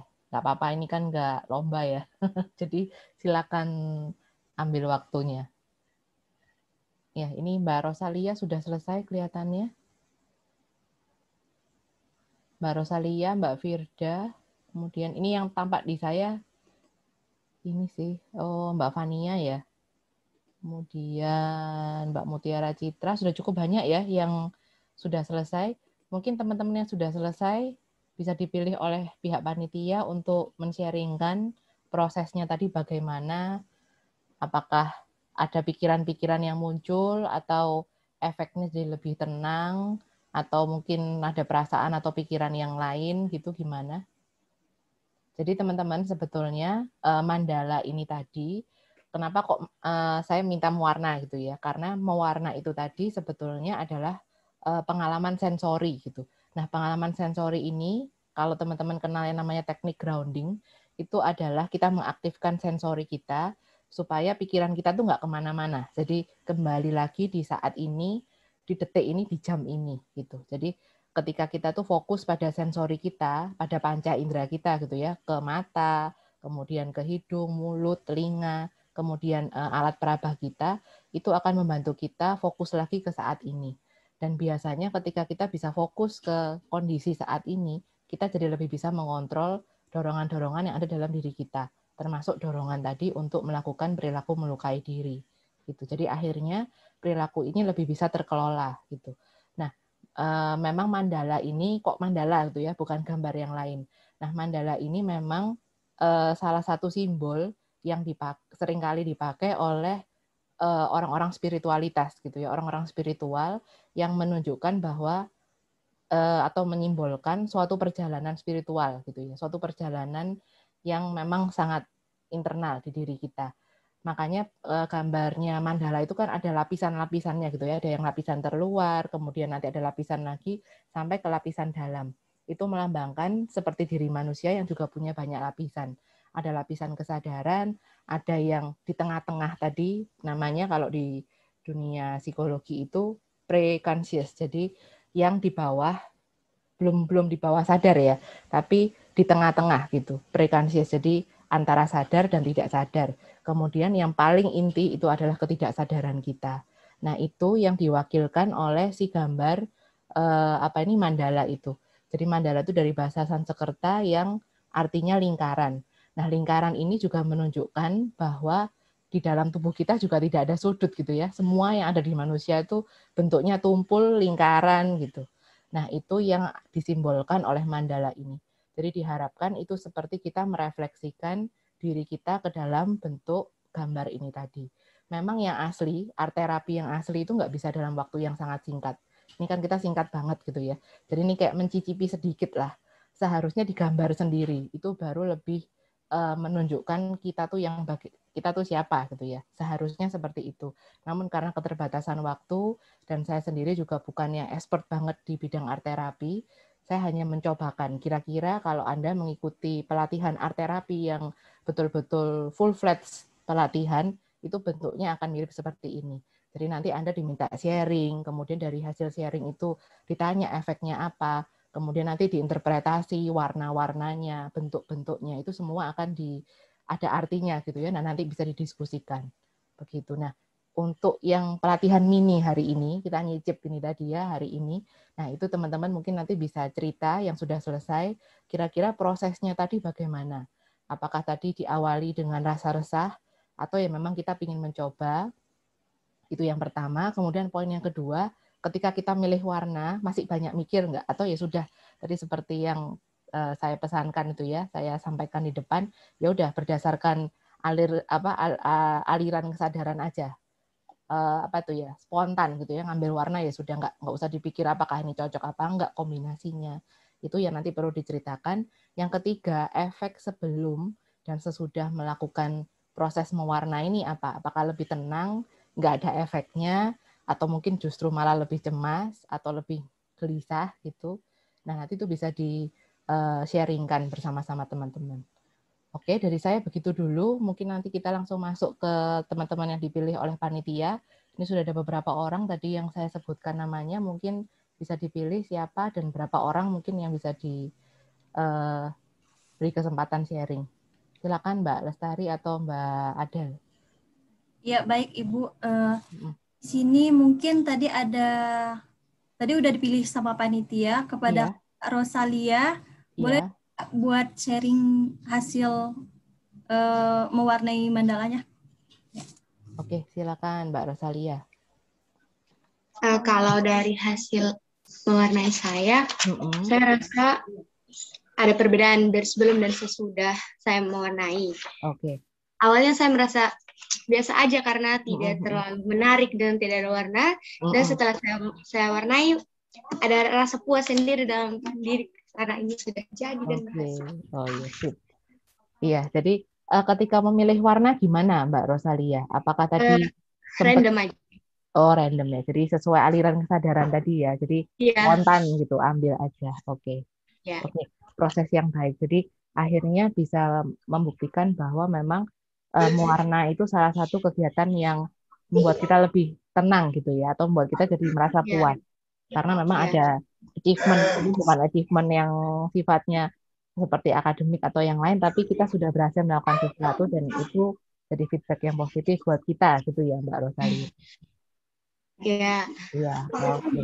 Terima kasih Mbak Rosalia sharingnya. Oke. Iya, baik. Yang lain mungkin boleh. Selanjutnya ini ada ini Bu yang dipilih lagi sama panitia. Kepada Kak Fania Yuliani, boleh Kak di-sharing? Oh iya, oke. Ya. Terima kasih atas kesempatannya. Iya, maaf agak feedback Mbak Fani sebentar. Ya. Saya mau sharing kalau misalnya jadi sebelumnya saya ngewarnain ini, saya sebenarnya nggak merasakan gimana-gimana. Cuman di saat ada pembahasan tentang self-harm, saya mulai merasakan kecemasan atau mulai ke-trigger, dan saya mulai mewarnai itu. Dan menurut saya ini cukup membantu dengan warna-warna yang warna-warni gitu. Jadi mendistraksi saya dari pikiran-pikiran saya yang sebelumnya mungkin negatif gitu. Dan saya jadi sempat keingat tentang Butterfly Project karena mirip-mirip juga mewarnai gitu. Jadi lumayan membantu sih menurut saya. Iya, oke, great. Oke, terima kasih banyak Mbak Fania sharing-sharingnya. Oke, jadi memang dari dua orang tadi, dari Mbak Rosalia maupun Mbak Fania, memang kelihatan bedanya gitu ya antara sebelum dan sesudah.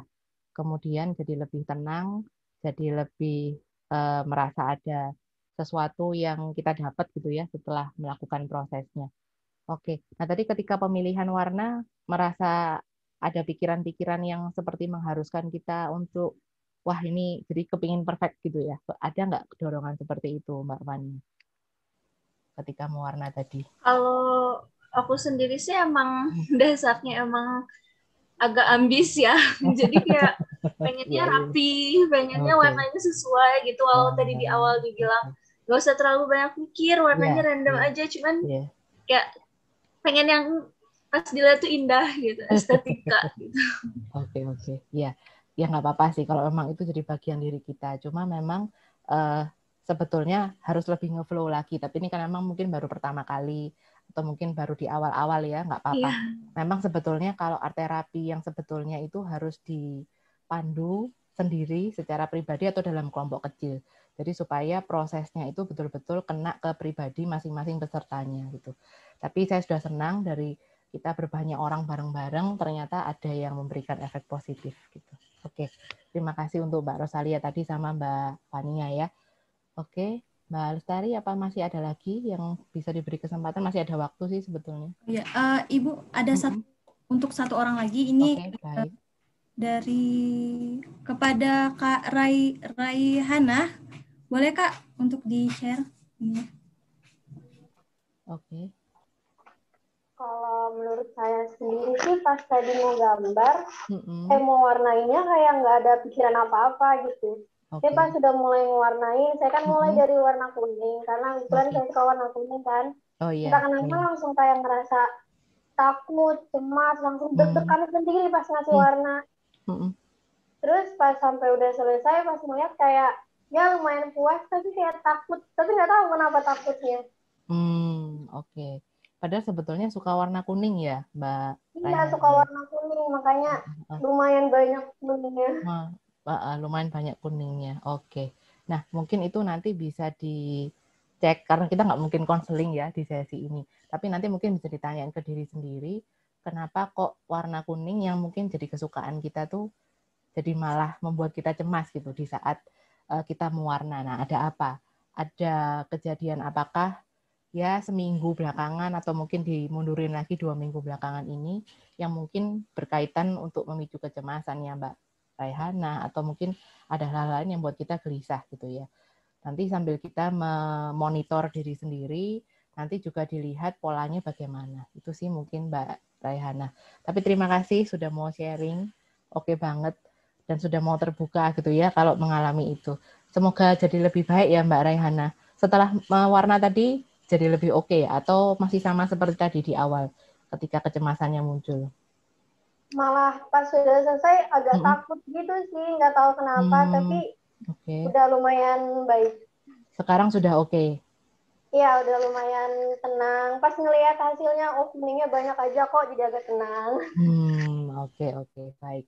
Kalau misalnya memang gambar ini men-trigger kita, itu disimpan aja dulu nggak apa-apa. Jadi jangan biarkan gambar ini terus bergeletaan dan mengingatkan kita sama momen itu lagi gitu ya. Disimpan dulu. Nah, nanti itu dibuat ngetes. Kalau kita sudah melakukan self-care, tadi yang saya berikan list, coba habis ini melakukan itu ya Mbak Raihana ya. Mungkin pilih 1 atau 2, kita trial error, mana yang efeknya positif buat nyetok emosi positif. Nah, nanti kalau sudah dilakukan beberapa hari, coba lihat lagi gambarnya. Kalau sudah nggak ke-trigger, berarti itu bukti bahwa oh ya sudah, aku sudah selesai gitu. Jadi itu bisa dijadikan media kita untuk refleksi diri juga. Gitu dari saya Mbak Raihana. Oke. Semoga bisa berproses. Terima kasih. Sama-sama. Iya, thank you. Oke. Oke, ya. Mungkin ini dari panitianya katanya boleh dong Bu, 1 lagi kalau boleh. Oke, boleh. Untuk yang 1 ini yang terakhir ya, Mungkin ada teman-teman yang ingin mengajukan diri sendiri untuk. Tadi sudah ada yang resen sih Mbak Lestari. Tadi itu saya lupa namanya. Oh iya boleh. Sudah ada yang resen, tapi saya tadi nggak ingat namanya. Tapi sempat tadi muncul resen waktu Mbak Raihanah tadi ditunjuk. Oh iya bentar. Tapi hilang kelihatannya resennya. Ya nggak kelihatan lagi ya. Iya, kan biasanya menghilang. Jadi gimana teman-teman, mungkin ada yang mau raise hand sekarang silakan. Ya. Untuk satu orang lagi.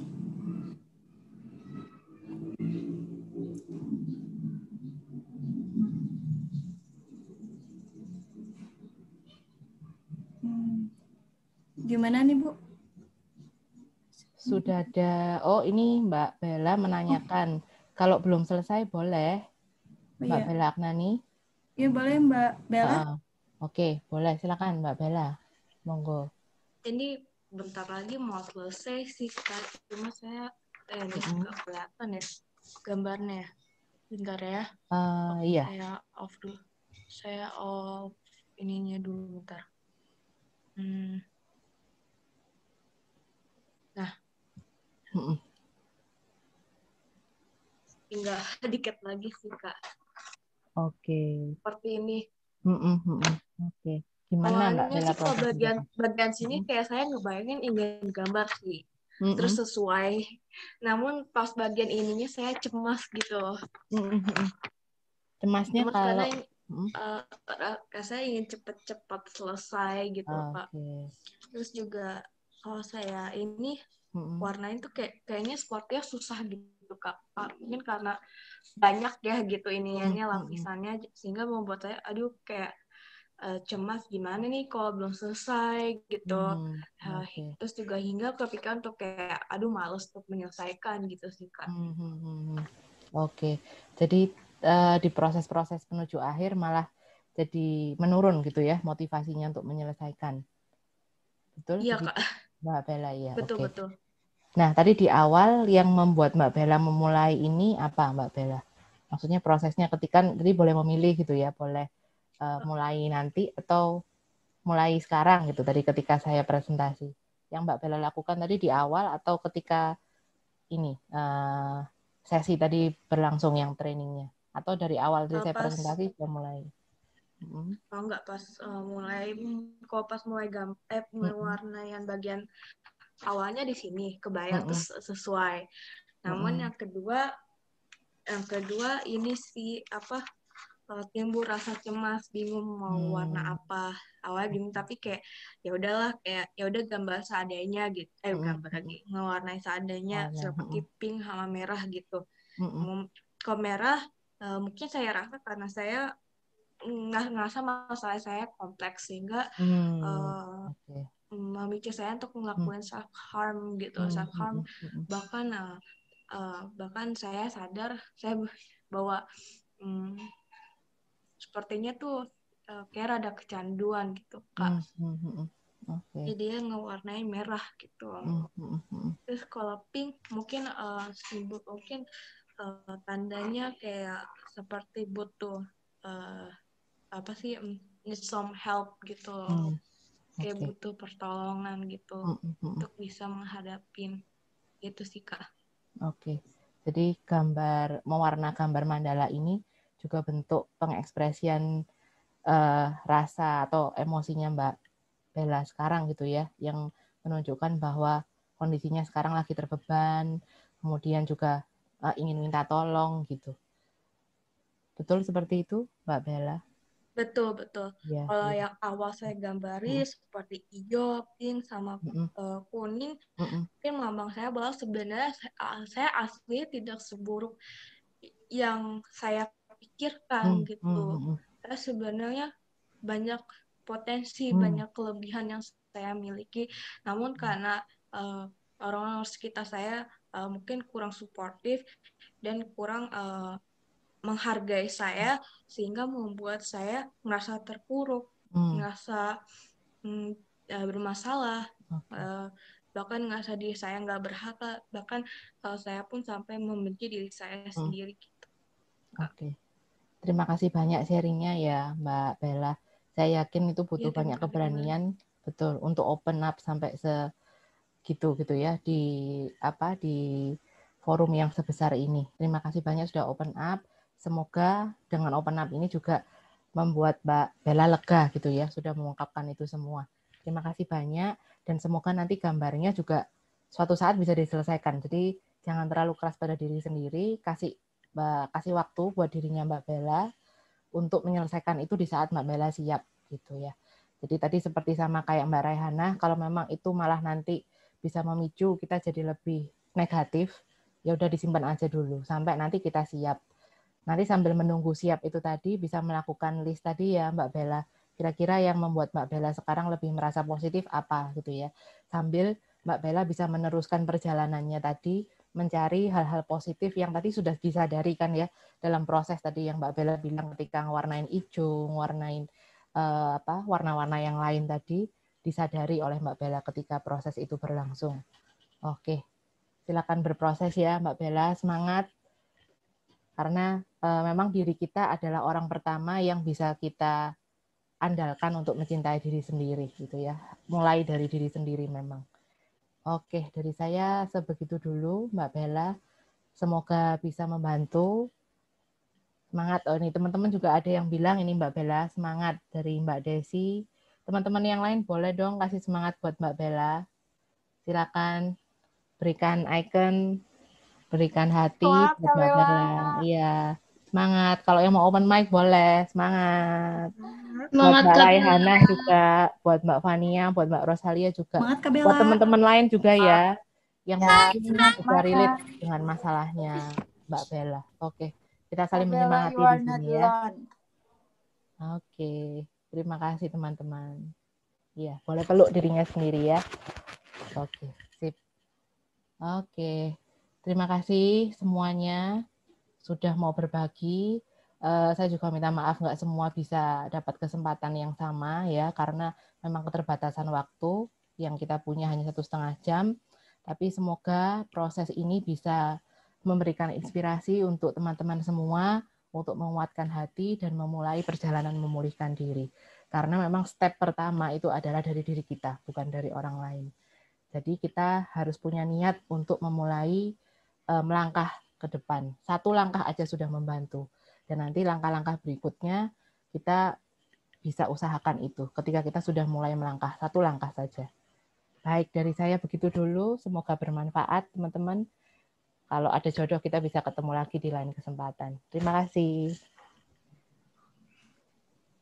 Baik, terima kasih kepada Ibu Yunike dan juga teman-teman yang sudah aktif selama webinar ini. Selanjutnya itu baik karena dikarenakan sesi saya sudah selesai, saya selaku moderator apabila dalam menjalankan tugas terdapat kesalahan yang kurang berkenan di hati teman-teman, saya memohon maaf setulus-tulusnya. Saya Lestari Nurahayu selaku moderator pamit untuk undur diri. Selanjutnya akan saya serahkan kembali kepada MC kita, kepada Kak Adelia, dipersilakan. Baik, terima kasih Kak Lestari. Nah, baik selanjutnya teman-teman, masih pada semangat dong ya. Di sini saya mau mengumumkan peserta yang mendapatkan door prize. Nah, jadi tadi panitia sudah memilih beberapa peserta yang turut aktif dalam acara ini. Akan saya sebutkan nama-namanya ya. Yang pertama, Kak Bella Agnani. Yang kedua, Kak Makfira. Yang ketiga, Kak Dila. Yang keempat, Kak Rosalia. Dan yang terakhir, pada Kak Fania. Terima kasih sudah mau aktif dalam acara kegiatan hari ini dan nanti panitia akan menghubungi kakak-kakak semua ya.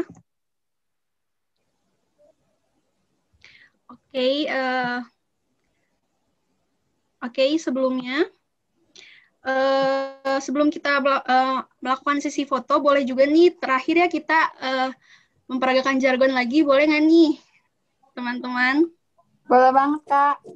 Boleh ya, biar nambah semangat gitu sebelum penutupan, boleh ya, boleh juga diaktifkan kamera dan mikrofonnya. Para panitia juga boleh. Oke, masih pada ingat nggak atau saya ngulang satu kali ya peragakannya? Cintai diri, Bu. Karena kamu. Oke, saya ulangi ya. Semangat banget ya, Kak. Terima kasih. Oke, saya ulangi ya. Nih, 1, 2, 3. Cintai dirimu karena kamu berharga. Oke, baik. Ibu Ineke juga boleh ikut. Oke, boleh ya. Sekali lagi saya peragain ya. Ya, teman-teman boleh ikutan semuanya. Boleh di-off-kan kameranya. Cintai dirimu karena kamu berharga. Oke. Boleh nih kita bareng-bareng sekali lagi deh biar tambah semangat ya. Boleh di-on-kan juga mikrofonnya teman-teman. Oke, saya kasih aba-aba ya. Kita bareng-bareng ya. Oke. 1, 2, 3. Sayangi dirimu karena kamu berharga. Baik teman-teman, semangat sekali. Terima kasih banyak atas antusiasnya. Oke, boleh mikrofonnya di-off-kan kembali. Saya mengingatkan kembali ya teman-teman untuk pengisian absen yang sudah dikirim pada kolom chat oleh Kadita ya, untuk pengisian sertifikat dan untuk absensi pada kegiatan hari ini. Oke, mungkin tidak terasa ya. Sebelumnya maaf, kita ada sesi foto dokumentasi dulu ya. Mohon di-on-kan dulu kameranya, teman-teman. Oke, udah semua ya. Oke, boleh untuk Kadita atau Kak Desi membantu untuk dokumentasi. Oke, semuanya 1, 2, 3. Slide selanjutnya 1, 2, 3. Satu lagi 1, 2, 3. Terakhir 1, 2, 3. Sudah Kak Adel. Oke, terima kasih banyak. Oke, terima kasih teman-teman atas antusiasnya pada hari ini. Tidak terasa ya, kita sudah di ujung acara. Kami ucapkan terima kasih kepada Ibu Nike yang sudah menjadi narasumber yang luar biasa pada hari ini. Terima kasih juga kepada community partner, media partner, dan sponsorship yang sudah menyukseskan kegiatan sampai terlaksana. Dan juga terima kasih banyak kepada semua teman-teman atas antusiasnya karena telah mengikuti kegiatan kami dari awal hingga akhir. Demikian acara webinar Training Self-Harm, Be Nice to Each Other and to Yourself. Semoga kegiatan ini memberikan banyak manfaat bagi kita semua. Mohon maaf bila selama acara berlangsung terdapat banyak kekurangan. Saya Adelia selaku MC dan teman-teman panitia mohon pamit undur diri. Selamat sore. Assalamualaikum warahmatullahi wabarakatuh. Waalaikumsalam. Oke, bye-bye semuanya. Terima kasih. Terima kasih Ibu. Terima kasih semuanya. Terima kasih Ibu. Semuanya yang udah Terima kasih Kak. Terima kasih. Bye. Saya izin undur diri dulu. Silakan Ibu. Iya, terima kasih. Terima kasih.